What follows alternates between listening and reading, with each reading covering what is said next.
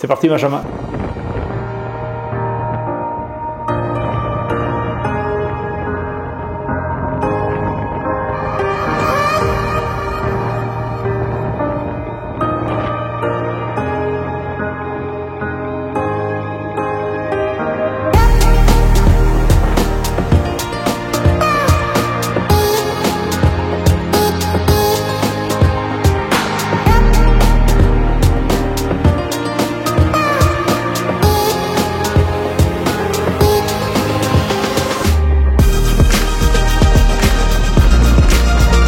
Donc Philippe, vous êtes dirigeant des entreprises donc Car, Bian et Car des Aber.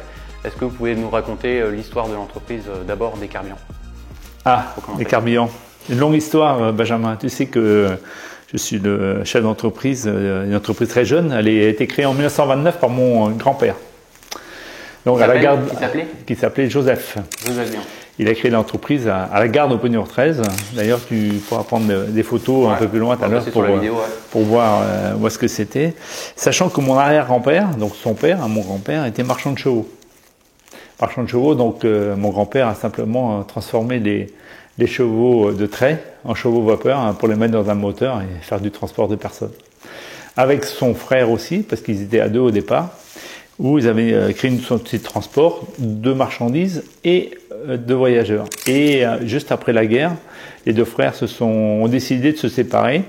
Un qui irait vers le transport de voyageurs et un vers le transport de marchandises. Et quel est le prénom de son frère, Joseph? Goulvin, il s'appelait. Goulvin. Okay. Mais mon grand-père c'était Job et son frère c'était Gand. Job c'était Joseph. Et Goulvin c'était Gand. Et donc c'était des surnoms qu'ils avaient sur Penure 13. Et donc après-guerre, ils ont décidé de tirer au sort en fin de compte l'histoire de l'entreprise. Donc et c'est mon grand-père qui a récupéré les cars et mon grand-oncle qui a récupéré les camions. Mais j'aurais peut-être dans les transports de marchandises, mais non. Sauf qu'aujourd'hui on est d'accord, l'entreprise n'existe plus. Ah, l'entreprise de transport de marchandises va arrêter. Les enfants n'ont pas voulu prendre la suite. Ils ont pris d'autres horizons. D'accord. Et à partir de quand réellement a commencé on va dire la construction des lignes régulières qui existent aujourd'hui? Enfin, le début, on va dire. Alors, mon grand-père a commencé par les services de marché, parce que c'était de la création du transport à l'époque. Hein.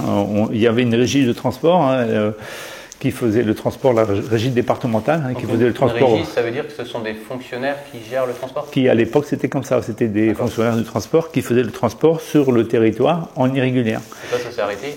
Et ça non, ça s'est pas arrêté. Je vais t'expliquer un peu plus tard. Ça a évolué après-guerre.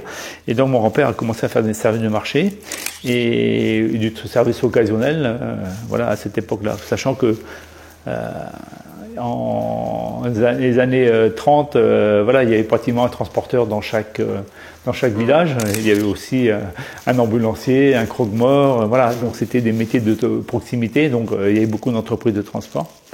Et donc mon grand-père, en fin de compte, il a évolué vers cette activité transport où, après-guerre également, la régie départementale étant déficitaire, le département qui était organisateur de transport déjà à l'époque a demandé aux transporteurs indépendants de l'époque s'ils étaient d'accord de reprendre les services de la régie. Et donc mon grand-père a accepté et donc est devenu transporteur d'une irrégulière sur le département suite à la fin de la régie départementale du Finistère. Et c'est à partir de là que votre parc a augmenté?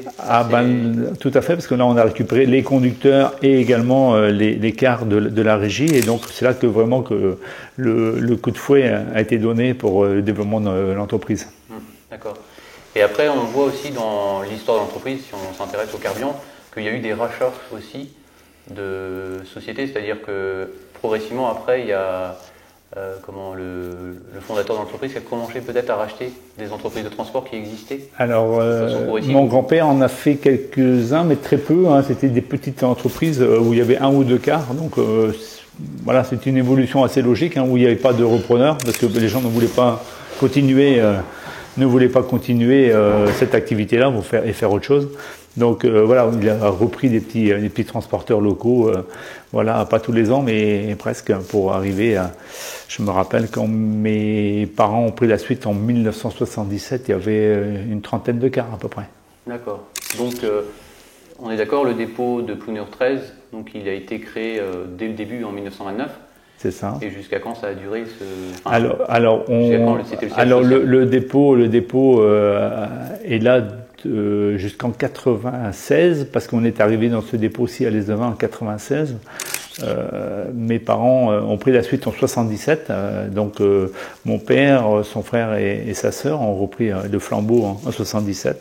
Et donc vers les années 95, ils se sont dit il faut qu'on évolue vers la grande ville de l'Est-de-Vin pour avoir plus de visibilité et pour gérer aussi les transports de façon plus rationnelle. Donc votre père a commencé à partir de quelle année à gérer l'entreprise, enfin, on va dire Alors mon père avec sa sœur et son frère, Odette, et puis et Jo, son frère, donc le père de Joël, que tu connais aussi. Ouais. Voilà, ils ont pris les clés du transport en 1977. Donc de 1929 à 1977, c'était géré par votre grand-père. C'est ça. 1977 jusqu'à quelle date c'était votre père? Alors nous on a pris la suite en 2002.